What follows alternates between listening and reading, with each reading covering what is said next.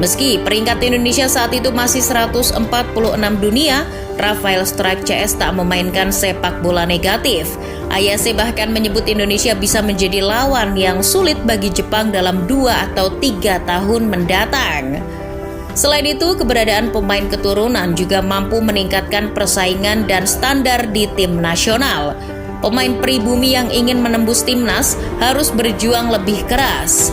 Namun, haters gonna hate. Pasti ada saja celah untuk mengkritik pencapaian timnas Indonesia di era STY. Salah satu tokoh yang paling getol menyatakan bahwa keberadaan pemain keturunan sudah berlebihan adalah Tommy Welly atau yang sering disapa dengan Bung Towel. Kekhawatiran Bung Towel mengarah kepada PSSI, menurutnya federasi terlalu fokus kepada prestasi timnas Indonesia. Padahal, PSSI seharusnya bertanggung jawab kepada sepak bola Indonesia secara menyeluruh, termasuk mengembangkan potensi kompetisi di dalam negeri. Dirinya juga menyinggung Sinteyong selaku pelatih agar mau mengeksplor kemampuan pemain-pemain Indonesia. Jangan cuma mengandalkan pemain naturalisasi.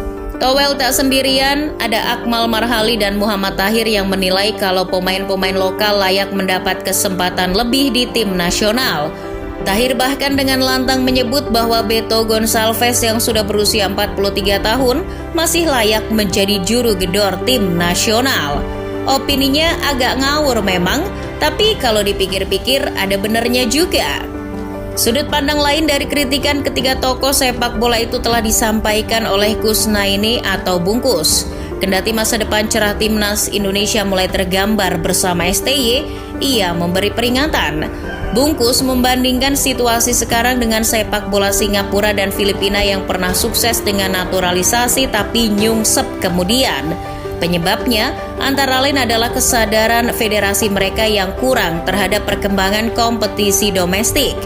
Nah, hal serupa juga jadi ancaman bagi sepak bola Indonesia karena kualitas Liga Indonesia masih gitu-gitu aja. Jadi serba salah kan? STY minta pemain berkualitas, tapi Liga 1 gagal menyediakan materi pemain yang sesuai dengan standar sang pelatih.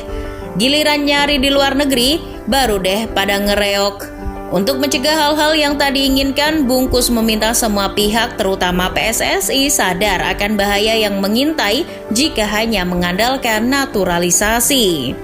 Memperbaiki kualitas liga dari akar rumputnya itu suatu hal yang wajib. Pengadaan kompetisi berjenjang dari usia muda juga harus segera dimaksimalkan, bukan asal jalan. Apalagi event yang akan diikuti oleh tim nasional itu banyak. Pemain naturalisasi yang berkarir di klub Eropa pasti terbatas untuk membela tim nasional. Kebanyakan klub Eropa hanya akan melepas pemainnya hanya untuk kompetisi-kompetisi prestisius macam Piala Asia dan Piala Dunia. Kompetisi-kompetisi di luar kalender FIFA macam Piala AFF, Piala Asia U23, SEA Games dan sebagainya akan dikesampingkan oleh klub yang menaungi pemain-pemain naturalisasi. Contoh nyata sudah terjadi di Piala Asia U23. Nathan Joe Aon dan Justin Hapner yang kesulitan mendapat izin dari klub untuk membela skuad Garuda U23. Jika situasinya begini, STY mau nggak mau harus memanfaatkan pemain-pemain lokal. Untuk mengatasi ini sebetulnya PSSI bisa mengadopsi sistem yang dipakai oleh Jepang. Setelah naturalisasi, Rui Ramos dirasa sukses menghadirkan gelar juara Piala Asia pada tahun 1992. Jepang membuat J-League setahun kemudian dengan kesadaran bahwa tim nasional harus berakar dari komunitas lokal. Jepang bahkan tidak ragu mengadakan kejuaraan antar SMA untuk melihat potensi-potensi pemain muda. Selain itu, Jepang juga memiliki blueprint bernama Visi 100 tahun yang diterapkan kepada klub-klub lokal.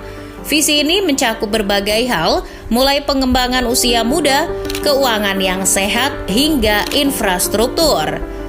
Dengan adanya sistem yang terstruktur itu, tak heran jika Jepang tidak pernah absen dari Piala Dunia sejak 1998. Untuk mencapai hal-hal semacam itu, Erick Thohir CS mesti kerja lebih keras lagi.